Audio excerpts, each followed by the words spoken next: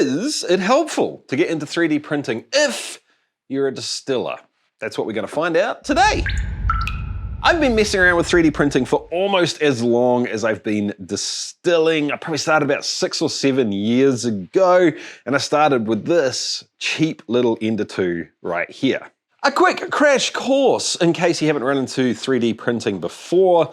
This is the filament. It's what we're going to make things out of. In this case, this is a PLA plastic. You can print in different plastics. This gets fed into the hot end down here, which essentially heats plastic up, melts it, and spits it out or layers it delicately through the nozzle onto the build surface. And it just keeps going over and over itself. You can think of it kind of like the opposite of a CNC machine. Now, 3D printing does have a bit of a stigma for doing nothing but printing, tchotchke toys for kids that are destined to end up in landfill. And I'll be honest with you, team, for the first probably 2 years I had a printer, it's about all I printed. I get it, Halloween or Christmas decorations or the latest articulated dragon are kind of lame, but I'll push back on that a little bit. It's kind of cool as a dad to be able to make stuff for your kids, and it is also kind of cool to get your kids really pumped to be involved in the making process. I printed, but I didn't design any of the things here on the table, and that is a really cool thing about getting into 3D printing. The community as a whole tends to be fairly open sourced, and someone will just make Grogu holding a Christmas present and give it to the world.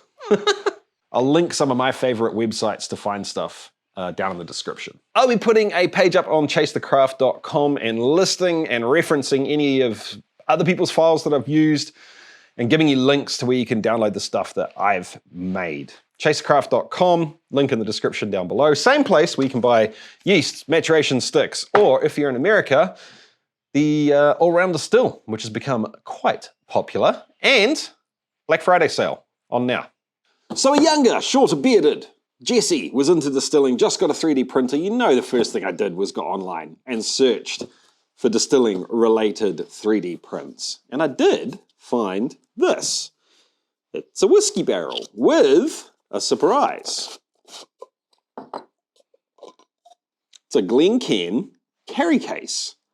Pretty freaking cool, I've got to say. This one's printed in a multicolored filament. I actually printed this one relatively recently. First one I printed was an average stock standard black. Matte black everything, baby. But I've never actually drop tested a glass in one of these to see if it protects the glass at all. I'm just gonna keep dropping this thing from higher heights and onto harder surfaces until the glass finally breaks. So let's start at precisely the height of a S22 Ultra, which is not a whole lot. This just feels wrong, man. It feels so wrong, but I kind of want to know. All right, we're good. 750ml bottle height onto wood. I tried to jump off the edge of the desk. We're still good. All right. Guess what? Into the AM's Black Friday sale is on right now. That means up to 60% off. And if you use the link in the description, another 10% off. If you don't know who Into the AM are, they make absolutely amazing graphic tees like this, along with a bunch of other, there we go, really cool clothing items. This tee, we really tried to have it ready. It's not ready yet. Coming soon. Watch this space. I've been working with Into the AM for ages because they're just really cool to work with. I love their stuff. Most of my wardrobe is Into the AM at this stage. You guys love it. I get a bunch of awesome feedback from you saying that it's just really cool stuff. It ends up being your favorite shirt or your favorite pair of pants, whatever it happens to be. And an extra 10% with the link in the description below. Thank you, Into the AM. One of the things that the 3D printing community does excellently as a whole is storage, organization, and display. So I tried out a few of the popular systems to see if they would be suitable for home distilling. The first one I tried was Gridfinity. This is Gridfinity, as is all of this and this. You get the idea. Gridfinity is an open source modular mostly horizontal storage system that starts with these base plates. The basic idea of these base plates is that you can lay them down and it locks everything into place when you put them down, which seems kind of pedantic and first, until you realize that all of Gridfinity is built around standardized sizes. So this bin is exactly the width of 2 of these bins, which means you can stack things very, very efficiently in a small amount of space. Zach Friedman, who has an absolutely insane YouTube channel, kicked this whole project off. But honestly, it's one of those things that's almost not owned, but kind of owned by the community now. The amount of random people donating to the system in terms of developing stuff, like these base plates, are not the ones that Zach designs. These are lightweight ones that save you a whole bunch of filament and do almost the same. They do exactly the same job, depending on exactly what you want them to do. The same with these bins. These bins use, I think, about 1/3 of the material. They print 3 times faster than the original ones. Perfect for holding screws. But another little thing, because they're standardized, they all sit on top of each other like this. You can stack them. This one stacks on top of that one. You get the idea, right? This single drawer of screws started out looking like this. This is all of the stuff that I reduced down into one single drawer. So now when I have a project and I think, oh, I would really like a 50mm square head stainless screw right now, boom, it's here. Or don't spill the screws, Jesse. It's labeled. I can pull it out of the drawer, take it over to the workbench, use them, pop them back in. But does it actually work for distilling? I could have used it for all the smaller, like gaskets, small fittings, all of that kind of stuff in the top drawer that I use for distilling. But it felt a little bit forced. But that brings us to one of the limitations of 3D printing. The plastic itself, pretty much food safe, no problem with it. The issue is the way it's manufactured leaves these tiny, eensy-beensy little holes all over the surface, which means old food, grime, mold, mildew, whatever it is, can easily get in there and you'll never get it out again. So it's generally said that 3D printed things are not food safe, or they're single use only. So if I was going to use this for something like ingredients, everything would be in their own Ziploc bags, which isn't a huge issue. I'd want to do that to keep them fresh anyway. It would help organize them. Very, very cool, and I'm looking to do more in the workshop with it. Maybe not for distilling though. Unbreakable test, hydrometer jar thingy. Right. Ooh, I heard something. Nope, we're good. On to concrete, I think. All right, team, let's talk wall storage. This right here is the Honeycomb Wall Storage System, or HSW. It's made up of a whole grid of hexagons, because hexagons are, in fact, the bestigons, apparently. Pretty simple. You print out these wall panels and then affix them. You screw them into the wall. And then there is a whole host of little things you can print out that clip into the wall storage system.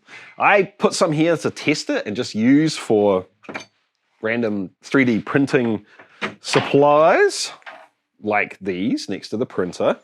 And it worked so well that I went ahead and printed a whole bunch of these tiles ready to put it on the little black wall over there. And my thinking was, it's gonna look absolutely amazing. It'll be a great background for YouTube when I get a bunch of stuff put up on there. And it'll give me a place to store a bunch of the stuff I use almost every day within arm's reach, so I can just grab it. And then I found Multiboard. And quickly, all of my HSW panels became pretty much obsolete. Same concept, kind of a different design. Now we're using octagons instead of hexagons, which means everything lines up instead of being offset up and down all over the place. I have to warn you guys, if you are the sort of person that just wants to print a couple of panels, print a few little things to go with it, slap it up on the wall, and make everything nice and easy, just go with the HSW. On the other hand, if you have a little bit of the geek in you and you enjoy a full project, if you respect and love just good design and effort being put into something that is gifted to the world, dude, man, you have to check out Multiboard. This stuff's amazing. Keep Making, which is another YouTube channel, designed this and kind of gave it to the world. There is a paid membership if you want to go that route. And he is actively working on it all the time, putting out new stuff all the time. Ooh. In all seriousness, this deserves a video by itself. I don't have time to go into all of the details why this is so awesome in one video, but it's stronger than HSW. Everything's on grid, which means that when you start moving things around, they all just line up nicely. And there is a host, and I mean a bunch of different ways to attach things to this wall and for things to interact with this wall. There's also almost 3 or 4 subsystems that are designed with this. I'll show you one example, which is these little bins that have different style caps that go in the top to hold different things. But if you turn them sideways, they turn into drawers. And they all just slide on to the wall wherever you want them. Anyway, let's talk about the distilling specific stuff I've got on here. First up, the Glencairn holder, built specifically to hold a Glencairn. I thought this was kind of shoddy at first, but it's been up there for months and it is solid as, because it's built with one of the stronger ways to attach to this wall, which is a bolt-locked, heavy-duty snap. I think I'm getting those names right. It's a whole thing, guys. But that means you can just literally unclip this thing, clip it in somewhere else, move it all around, and it holds this really, really securely. This I did design and print myself. Like I said, all of these will be available for you to grab for free in the link in the description. I've had a few loud bangs, but seem to be getting nowhere fast, so we're jumping straight to DIY copper still height. The glass is still fine, but I did manage to bust the bottom off. That's pretty impressive, man. I'm gonna see if I can find the gray one, and we'll keep going higher. These smaller holes in between the big holes are actually threaded, and you can screw parts that you print into those. I'll show you that in a little bit. But they're also sized perfectly with the gap behind the wall. This whole thing's offset from the wall, so you can run cables in between it, or put lighting behind it if you want to. But it means that you can put standard pegboard accessories onto it like this. I've been playing around with putting tri-clamps and gaskets up there. I'm still not entirely sure how I'm gonna set this wall up. It's a work in progress. Found the grey one. This one's like 6 years old. Might be a bit fragile, but let's try it at Jesse height.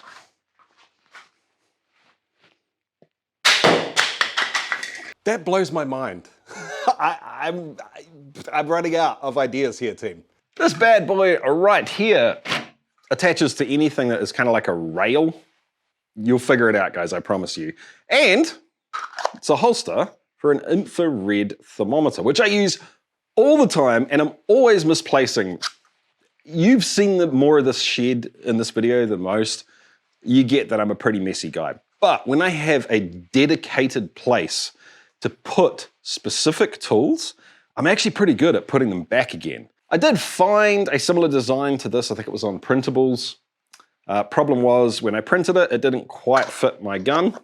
It was a slightly different size. So I've designed this one, and then I promptly dropped this bad boy when I was using it, and now it's all shattered at the front. So I think I have to replace it, and I'll probably have to make a different size one of these again. But hey, I can 3D print it, so that's kind of cool. This little bad boy is a holder for challenge coins. Boop, boop. I've collected a bunch of these over the years that I've been into distilling.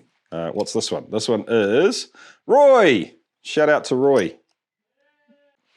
Great little keepsakes from all the creators in the whiskey tube sphere, and great for keeping bugs out of your glasses too. If you're looking for stocking stuffers for someone that watches the channel or is just into whiskey, we have 2 of these metal coins on the website at the moment. But once again, bolt lock snap, put it wherever you want. Jesse extended height. To go with the coin holder slash dispenser, we have the coin display unit. And this one does use those little bits that screw in. This one was a little bit tricky. I found some existing files online that didn't work great, and it took a long time to figure out how to print tiny little parts like this that was strong enough to flex as the coins come in and out. And the trick was to change the print orientation so the layer lines were too much for this video. It prints in different parts and you glue it together to make it stronger, is what you need to know. But it fits the full-size Chase the Craft metal coins inside the little clips, and it also fits the smaller poker chip style coins, pressure fit inside the little claws, which I think is pretty cool. I'm proud of that one. Another thing that 3D printing is really good at is just random decorative stuff. This is printed in 2 different colors, and you do not need an AMS or a color changer or whatever to do simple stuff like this. If you've got a 3D printer, you want to know how to do this, check out how to do it on Orca Slicer. It's really freaking cool. This is just a straight little push fit thing, doesn't need to carry any weight, so make it nice and easy to put on the wall.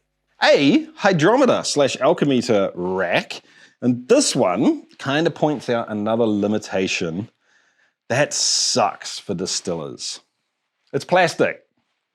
You're not going to be able to use it anywhere near alcohol or alcohol vapor. But I was a little bit nervous about using something, especially the alchemeters that I'm putting into like 90% ABV and then sticking back in here over and over again. I can say I'll rinse them every time, and I'll still rinse them every time, but I won't rinse them every time. Do you know what I mean? But thankfully, when you're 3D printing, you're able to hit pause on the machine halfway through and put something inside another piece and then press play. It finishes making the whole piece, and you're left with something that would be kind of impossible with traditional manufacturing techniques. This has 4 stainless steel washers embedded inside it with a big kind of void in between. The idea being that if you left a little bit of alcohol on here, when you put it in, the only thing it's touching is stainless steel.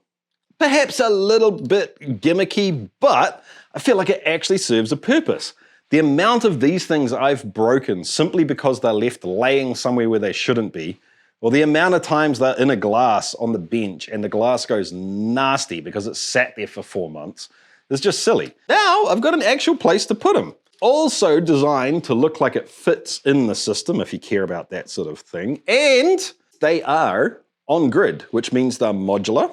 You can stack one above another. They will line up to give extra support if you want. Or when you put them side by side, they'll match up flush on the sides. Roof height? This is a stock standard official multi-board shelf tray. Can't remember. But they are way, way stronger than they have any right to be. And this doesn't have the extra supports that you can put on the bottom if you want to. That's a caliper holder that's also official. I've got a few more things to show you, and we still need to figure out how crazy this drop test gets. Spoiler alert, bonkers is how crazy it gets.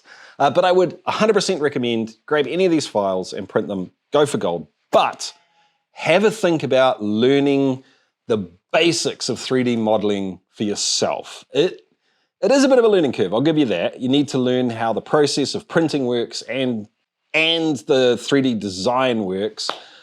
But you can get Fusion 360 with a free license, and the amount of and quality of tutorials on YouTube at the moment is just crazy. Give it a go, start getting used to it, and you'll be solving all sorts of problems around the house in no time. Off the roof height. I have no words. We've busted another bottom. I can't break the damn glass. This is crazy. This is a Badmo barrel, which is very obviously not 3D printed. But this here is one of the smallest 3D prints I have ever printed. And I love the thing. Here's the problem with these barrels. They sit for literally years in random places. Dust builds up in there, spiders get in there and make a nice little home. You get the idea, it's not pretty. This little guy just clips in. Let's see if I can do it. Oh no, I've missed. There we go. It just pressure fits into the spout and sits there and makes sure that nothing horrible gets in there. Obviously, we've got the whole alcohol and plastic thing going on. I'm not going to be putting this in and out of the spout right after I pour from the thing. Like I said, this might sit for 6 months without being opened. In that time, boom, cover it up, and it's a little less disgusting next time you get a drink. There is some small variation on the internal diameter of the taps. So this file, I believe I did a small, medium, and large, and this, I'm pretty sure this took 3 minutes to print and like 1 cent, not even, of plastic. I'm going to say about half of you are just going to crack up laughing at this and tell me I'm an idiot. I would say either you've been running pot stills by themselves and only one pot still, or your brain just runs at a far better pace than me. Actually, these might even be faster to print than the Badmo caps. What are these? Little hose clips. What do they do to the hose? Absolutely freaking nothing, but they've got different colors. Be honest now, how many times have you walked over to your water control to adjust the flow on the reflux condenser and gone, is this the reflux condenser? Or is that the product condenser? I do it all the time. Every time I stop and look at it and think, I don't know which tap to turn, and I trace the hose. And then 10 minutes later, I have to trace the hose again. Color-coded little caps that just clip on to the hose. So I can look over at still A and see a blue clip attached to the reflux condenser hose and just adjust the tap with the blue clip. I look at still B and want to adjust the product condenser. Well, that's easy because that one is white. Insanely simple, basically free when it comes to plastic, and they print in no time at all. Once again, I did 2 different sizes for these depending on the size hose that you're using. If you're still watching the video, you're probably getting the feeling that 3D printing can really help out with storage, display, and kind of little quality of life things, but you haven't really seen anything overly practical yet. And that's because it's tricky. I want your ideas. I want you to tell me how you think we as the home distillation or commercial distillation community could harness this technology and hobby better. Maybe you've already got files that you would like to share, in which case email Erin off the website, let us know, and I'll put a link to your file downloads in this page as well. If you have ideas on what we could make, let me know. Maybe if this video does all right, I'll make them and do a follow-up. I've got a really cool file that you can print at home. Well, I think it's really cool. You'll see it in a second. But first, let's check in with this whole drop test thing, shall we? I need some kind of advantage here. This is not breaking. I'm going to leave the busted bum and throw it from flagpole height. Are you serious? The bottom completely came off. The glass was sticking out at the bottom. This is ridiculous. Like I said, 3D printing does the whole decoration aesthetic thing really well. So here's our logo, but check this out. It's essentially just kind of a little container, but with tinfoil taped on the back and LED lights around the outside.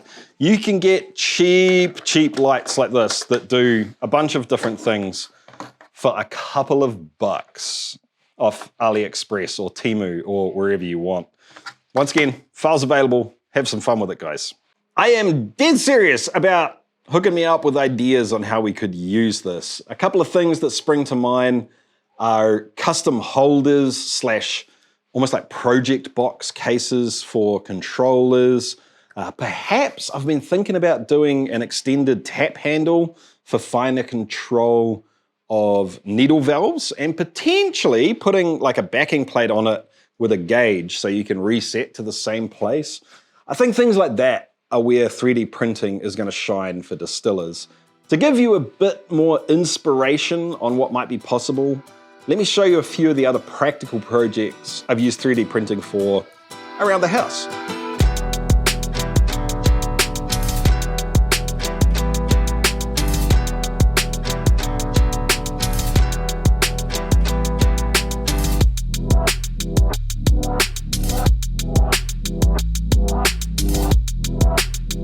Okay, I'm on to my last container, the black one. It was a weak effort. I didn't get it to the top of the flagpole. I'll see if I can.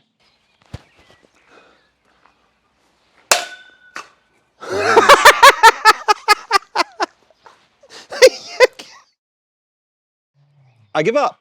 That's it. That went, I think, to the top of the flagpole. It broke the container, and on the second bounce, it ejected the glass onto the grass. Glass is intact. I am defeated. I give up. It went over the flagpole. Today. This glass is a maverick because I'm pretty sure it's a flying ace to survive all of that. And two, it completely screwed up my plans. The plan was to have the glass break, see how high it was, and then replace it with one of our branded ones. So I could tell you that they're available on chasethecraft.com and then put this up on the multiboard wall. I can't do that. This thing is a survivor. It needs to be honored.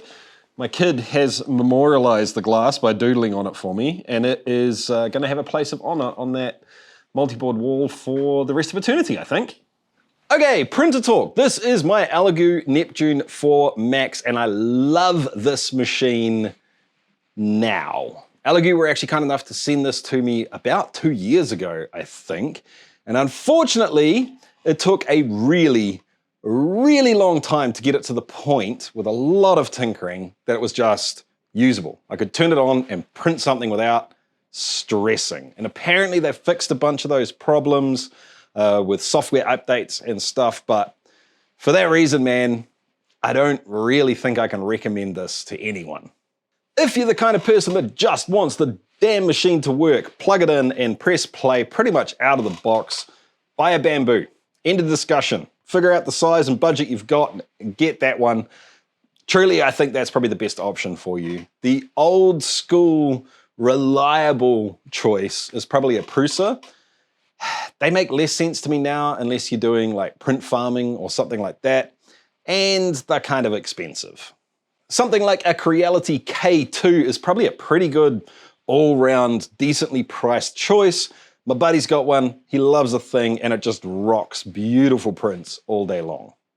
But if you're interested in this stuff, check out YouTube reviews. There's a bunch of amazing YouTubers creating 3D printing content. Like I said, team, send me your ideas and file links if you've got them. I think there is a lot more here to be learnt and applied to the distilling space. And I haven't really done it in this video. I hope I have inspired you to think about it though. I'll catch you next time, team. Keep chasing. See ya.